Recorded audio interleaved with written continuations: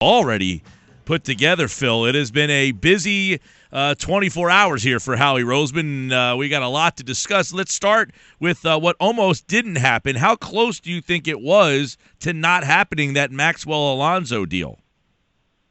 Well, I think it was pretty close. I mean, I think the Dolphins had real reservations about taking on two guys. Basically, were hurt at times last year. Alonso missed, 5 games, I guess. Never really looked 100% right with that knee injury that he had come back from. And then Maxwell was the one they apparently were really concerned about. He had what didn't seem like a major injury at the time. It's the SC joint, which is where the shoulder blade and the collarbone kind of connects to the sternum, kind of like right in the middle of your chest, basically. That was where the injury was. He missed the last 2 games of the season. But he was talking like if they had been in the playoffs, he could have played. There was pain. He couldn't really, hit people, but, it hurt him, but it didn't seem like it was a major thing. All of a sudden, the trade's hanging in the balance, waiting for the Dolphins and medical people to give him a clearance. Fortunately for the Eagles, that went through. It would been pretty hard to bring that guy back on that contract, knowing that you tried to trade him away, and it got shot down by medical personnel. So, fortunately for the Eagles, that deal's done, and they can now move on without him. Phil, first off, they move up now from 13 to 8. Do you feel that this is a significant move for what they gave up? Do you really like the deal? Because it seems like, man, it was one of those things where it seems like everybody likes the deal, and sometimes you just scratch your head and say, well, if everybody likes it, what am I missing here? Am I missing something? Well, I think the main attraction for the deal is that, you unloaded Byron Maxwell's contract. And, it's not that Kiko Alonso was a bad contract. It was just, he wasn't a player that they felt like they could count on in Jim Schwartz's defense here. So, in that sense, you got rid of 2 guys that Jim Schwartz probably didn't think very much of when he watched the film from last year, and a contract in Maxwell's case that was, really, I think it was almost $10 million against the salary cap this year, and goes up in the ensuing years. Just $63 million deal overall over 6 years. So, getting out from under that was the main appeal, but to actually move up and at that range in the draft, I saw Mark Dominic on ESPN a little while ago, and he was saying that there's 8 or 9 players that are kind of the cream of the crop in this year's draft, and then after that there's a drop off right around the 10th spot. So the Eagles were at 13. Now they're in that range of the top 9 set of sort of the higher graded players. So that gives them an opportunity to get one of those guys themselves, or if that's where everybody kind of assesses the drop-off is, it makes that pick pretty valuable for teams that might be looking to trade up. So there's a chance they could make another deal there, move back down in the first round, maybe pick up a second-round pick, which they lacked after the Bradford deal from last year. So, there's some pluses to it. I mean, you're giving up 2 players, 5 picks in the draft. If you just look at it that way, it doesn't seem like that big of a deal or that much help. But when you get rid of Maxwell's contract to free up the salary cap space and moving to a part of the draft where people think that, the talent level is that much higher, then it probably works out pretty well for the Eagles. Phil Sheridan, ESPN.com, NFL Nation. Now that they move up to 8, is there something that you think, Phil, that indicates they would like to target? Does that change some areas where, if you're at 13, you might think about certain things, but now if you're at 8, does that give a better indication of something that they might be after? Yeah, that's the thing I kind of wonder, and now that they've, signed Chase Daniel and have re-signed Bradford, it doesn't seem quite as pressing, but if they really liked one of those top 2 quarterbacks, Carson Wentz and Jared Goff are the 2 top guys, basically, and they think that one of those guys might drop down to 8, that would put them in a position to have a chance to get one of those guys. Or they're up closer and could move up a little bit at a lower cost than it would have been from the 13th pick to possibly get into a range to get one of those guys. But looking at the mock drafts that Mel Kiper and Todd McShay, ESPN's 2 experts, have done, they had the Eagles taking Jack Conklin. Both had the Eagles taking Jack Conklin, offensive tackle from Michigan State, at 13. But both of those guys also had the 8th pick going to Miami, Miles Jack, a linebacker from UCLA that a lot of people think is going to be a real stud in the NFL. So, it kind of moves you into a range where there's some players there. There's some defensive players especially who are going to be in that range as, top 10 picks. Exactly who they would be at this point, you never know for sure how it's all going to play out. But, there are two offensive tackles kind of at the top of the draft. Neither one of those guys seems like likely to be there as far down as 8. But again, they're now closer to getting an elite pick and even do a top 5 pick with another trade, or they can sit at 8 and take the best player that falls to them, or trade that pick and maybe get something else. Phil, you wonder if they would consider trading Bradford at this point now that they've moved up. Would that be something that you think Howie Roseman would consider now that he's got now that he was able to move up? I'm sure we consider it. Somebody offered to the world. That's what Chip Kelly said last year. Every player on the roster is available if you offer enough. But I would be very surprised at this point. I mean, it's kind of bad form, to sign a free agent player to a contract and then turn around and ship him somewhere he didn't want to be. Every player that you talk to down, in the future is going to basically have that question. If you're a free agent, you come to Philadelphia and they offer you a contract, are you going to be there? I mean, you chose to be there. So, it kind of puts you in a bad spot if you do something like that. At the same time, if somebody blows them away, it's possible, obviously, but I would be very surprised if that happened. All right, Phil, let's take a look at some of the other moves. Yesterday, they made that trade, or Monday they make the trade for Maxwell and Alonso. What about DeMarco Murray? It sounds like they're flipping fourth-round picks, but is that a major coup for the Eagles to be able to just rid themselves of the Murray deal? Yeah, I think so. The deal was bad enough, but, the entire DeMarco Murray era in Philadelphia, it was, I'm not sure. I've been covering this team a long time. I'm not sure I've ever been around a player who looked as miserable and just out of place in the locker room as DeMarco Murray did last year. It was just a weird situation to be around. I mean, I didn't know him before. I hadn't really been around him. I, covered games he played in, obviously, but I was always in the Eagles locker room after they played the Cowboys. And I never was really close to Murray. So I don't know if that was just his personality or what, but in retrospect, the fact that he was still unhappy even after Chip Kelly was fired, that tells me this was a guy that just really hated it here, was not going to be a happy camper, probably under any circumstances. So to be able to move him and get rid of that whole situation and just end that situation and not have it kind of hanging over Doug Peterson's head as he tries to build a new culture here, that alone would have been plenty. If they can move up in the fourth round, that's a little icing on the cake, I guess.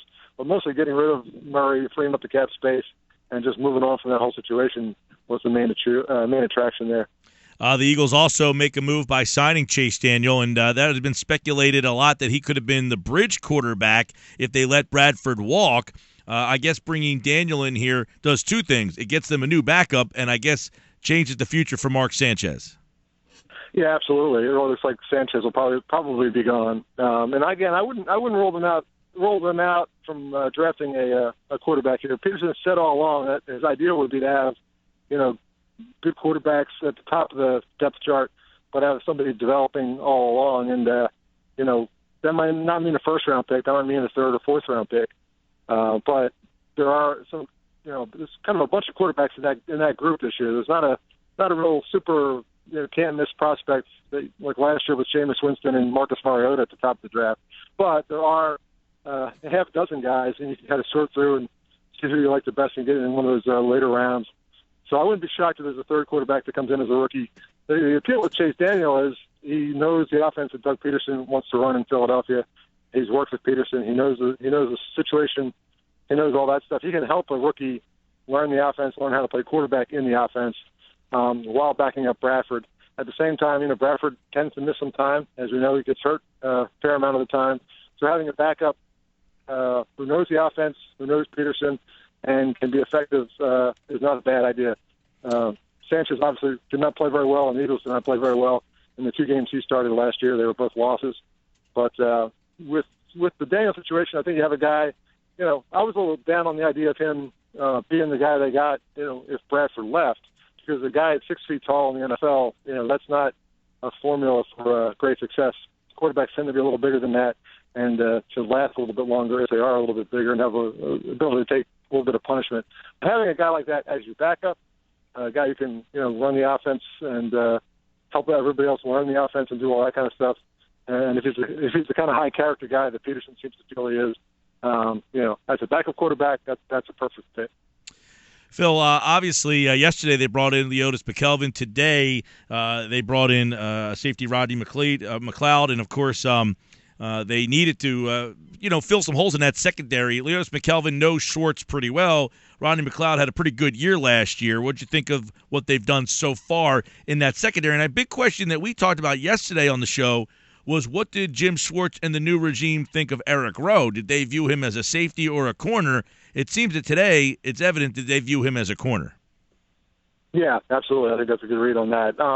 This is becoming an annual thing almost with the Eagles. Last year they went into free agency and the draft and everything else, and it was, Byron Maxwell for $63 million over 6 years. It was Eric Rowe in the second round. They traded up in the second round to get Eric Rowe. They took 2 cornerbacks in the 6th round, both of whom will still be on the team this year. It was and Walter Thurman. They signed him to the free agent as well. He ended up being the starting safety. The year before that, they signed Malcolm Jenkins, and that was the main move they made that year. And the year before that, it was Kerry Williams and Bradley Fletcher. So they've tried to remake the secondary so many times over the last 3 years, and here we go again. You could have 3 new starters in the secondary, possibly, maybe 2, maybe 3. Rowe will probably start one side at cornerback, but a new corner and a new safety, that seems very likely here with these guys they just picked up. So that fact is they made a lot of changes, spent a lot of money and a lot of assets in the secondary the last 3 years, but they gave up the second most touchdown passes in the league. They were 28th against the pass last year overall. They keep doing things and they don't work. Now you got Jenkins. They locked him down again to a longer contract. So he's a guy who went to the Pro Bowl last year. You kind of have him there as a steady force. And now McLeod comes in as a guy who's signed for 5 years, pretty good money. He'll be here. If you can get those 2 guys to work together and actually have 2 good safeties again, which they haven't had since Brian Dawkins was one of the guys, you're talking about a position that's been a huge sinkhole for them in terms of money. And quarterback's been even worse. They spent so much money on free agent cornerbacks over the last few years, and they have almost nothing to show for it, for all that money they've spent. So downsizing a little bit, not having to do the big contract like they did with Maxwell. I wouldn't be surprised if they look for a cornerback somewhere in the draft again, but and another free agent wouldn't be a big shock either at this point. But maybe even bringing Nolan Carroll back if that's the plan. But it's been a major problem, and here we go again, probably 2 new starters, possibly 3. You can't win if you keep doing that all the time. So the idea here is to try to finally end that, little merry-go-round they have going on and kind of settle on some guys and let them kind of play together and build together. Phil, do they view Leodis McKelvin as a starter, or is he kind of like a third guy? How do they view him? That's a good question. They had the press conference with him yesterday, but because all the other moves that are going on are not anything they can talk about, like the trades that were pending and the other possibilities that were kind of floating around in the air at the time. None of that stuff was anything that Howie Roseman or any of the coaches could talk about. So they didn't make any of them available to talk about the McKelvin signing. So we don't really have a sense of what they're talking about, what they're saying, and what they were thinking about. He was a guy they could sign because he had been released by Buffalo. He was not a free agent like other guys whose contracts are expiring today at 4 o'clock. He was not in that group of guys. He was a separate case because released and was available. So they locked him up when they could, and it'll still be interesting to see what they do with the rest of free agency if another cornerback is on their radar. So that'll tell us a little bit more. But we should get to talk to Howie Roseman and Doug Peterson and maybe even Jim Schwartz in the next little bit here I would hope in the next couple of days. They'll kind of talk about all the stuff they've been doing, and we'll get a better sense then for what they think. But McKelvin's been a good player. He kind of lost his job to a second-round draft pick in Buffalo last year. A lot of the Buffalo guys, you just saw Mario Williams leave, did not really fit into Rex Ryan's offense and scheme and weren't really happy there with it. He may have been one of those guys too. So he was a solid player when Schwartz was the defense coordinator a couple of years ago. Had 4 interceptions in 10 games before he got hurt. So he's a playmaking kind of guy, and there's a chance that he can be a starter. But he could also be a guy. He said he could play anywhere. He could play him inside in the nickel. He could play him outside at corner. He could even play safety if he has to. So he's a good kind of jack of all trades who knows Schwartz's defense and has made plays in it already. So I think he gives him a guy you can kind of count on to do whatever you need. but you'll still try to probably find ways to upgrade on the outside of at cornerback. Phil Sheridan, ESPN.com's NFL Nation, at Sheridan Scribe on Twitter. Rodney McCloud, do you find that he is an upgrade over Walter Thurman? And he had a very good year last year. It seems that Jim Schwartz was looking for a different type of more physical safety than Thurman. Thurman was better on the coverage, not a big hitter. Yeah, exactly. I think that's kind of what you're looking for here with Schwartz. One of the things that McKelvin said at the press conference yesterday was, playing in Schwartz's defense, that the whole principle there is for the front four, and they use the wide nine alignment somewhat, which of course has an unhappy history here in Philadelphia, but it has worked in other places, and presumably Schwartz will use the right players in the right situation to make that work. But the front four gets pressure and creates pressure and is disruptive, and really the linebackers and the defensive backs able to kind of drop back and play relatively simple coverages and kind of take advantage of the pressure and the what's generated by the pressure. Quarterbacks making bad throws and having to rush throws, that kind of thing. So it does seem like that's what Schwartz is trying to bring here. And again, they were in a weird situation the last few years because Bill Davis, an experienced defensive coach for a long time, but it really felt like last year, especially, between Chip Kelly wanting the hurry-up offense that forced the defense to be on the field too much, to a scheme where they had a lot of 4-3 players still trying to play a 3-4 after a few years and maybe didn't quite fit, and their whole coverage scheme, the secondary just never seemed to be able to work. I just feel like players who had been good elsewhere couldn't play well here. And even Maxwell, I think, fell into that. So I think the scheme change and all that will help these guys, kind of get themselves in a position they can thrive. So yeah, in the sense of McLeod, you have a guy that's coming in and he's a big hitter. He makes plays. He's involved in turnovers. I think that's what Schwartz expects out of his safeties. And it'll be fun to watch if the Eagles have two solid safeties in a scheme that allows them to make plays. We haven't had that here for a while, and Philadelphia fans love defensive football, great defensive, aggressive football. So the chance that we're going to get to see that again is something I think Eagles fans can be pretty happy about. Phil, do you think Jim Schwartz kind of gave the blessing of, hey, I'm not going to use Kiko Alonso. He's not going to fit in what I do. That you're okay. You're okay if you want to trade him. Like I'm not going to use him. Yeah, I would imagine that would have to have been part of the whole thing. I mean, the first thing these guys do when they get hired is to come in and watch the film of the guys that they have. And remember, when Schwartz got to Buffalo 2 years ago, Alonso was on the roster. He had just been the Defensive Rookie of the year before. And that first year, the only year Schwartz was in Buffalo, was Alonso second in the league. Alonso tore his ACL before training camp started. So going into training camp, before the Alonso injury happened, he was trying to figure out how to use Kiko Alonso based on what he'd seen from him in Buffalo. So he's got 2 times now coming to a team, looking at film of Kiko Alonso and trying to figure out how he would fit into his defense. So the fact that they moved on from Alonso that quickly kind of tells you that Jim Schwartz has his opinions about Kiko Alonso, and you see the result of what that opinion must have been. Yeah, Phil, they get rid of Murray. Matthews, he's been on the block, but does that pull Matthews back off the block? What do they do at running back?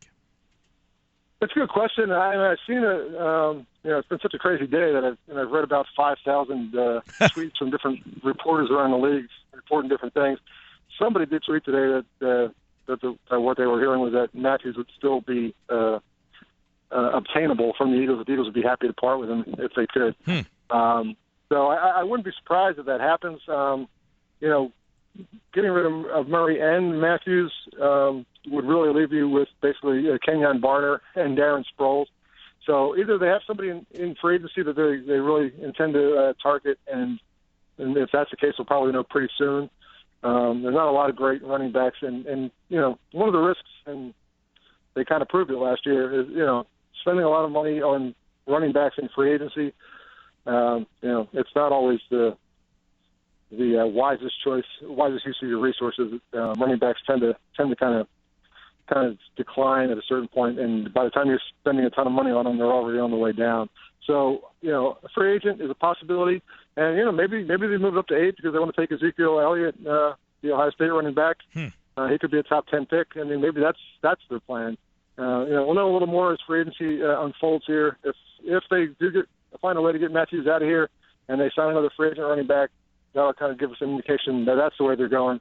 But if not, then the draft is really the only way they can do anything just to fix that position. And it seems like you'd like to have at least a little bit of depth at the running back position especially. So I would imagine that if Matthews goes, that they'll have to do something else in free agency to get another back in here. Hey, Phil, last one for you, and I know you talked about this over at ESPN.com, but, all of the players were connected to Chip Kelly. Was there a coincidence there, or was this just, look, these guys didn't fit, we had to move on for them, or was this Howie basically saying, I told you so, you shouldn't have signed and made some of these moves, and now I'm getting rid of them because I told you in the first place you shouldn't have done it? Yeah, I think that's a good way to look at it. I think it's a combination of things. I mean, obviously, Howie was the GM when they drafted Nick Foles. He watched them trade Nick Foles for Sam Bradford. He watched Bradford have, the year that we all saw last year, which, there were some signs of promise there, but there were some down parts of it as well. But, they did bring Bradford back. They looked around and figured the best thing for the team was, keep Sam Bradford here and try to work with him and see what you could get out of him. So it wasn't purely a matter of, hey, if you're Chip Kelly's guy, you're gone. But if you were a Chip Kelly guy and Chip Kelly brought you in and, Rosen's sitting in his office, way off on the other side of the building, watching this stuff happen and thinking, boy, I don't know about this guy. I wouldn't have spent this much for that guy. The opportunity is to kind of clean the slate and just get rid of all the guys that didn't really fit, the contracts that really didn't work that well into the salary cap, all the stuff that Kelly did that he didn't like. I think there's certainly a factor. I don't think it's the only factor, but there's no doubt that there's no coincidence that the Chip Kelly big moves from 2015 are all the Eagles' big moves in the other direction in 2016. All right, Phil Sheridan, ESPN.com, NFL Nation covers the Eagles at Sheridan Scribe every Wednesday here with Phil as the football doesn't slow down. NFL free agency underway today. We'll see if the Eagles continue to be busy. They have been so far. Thanks, Phil. Take care, Mike.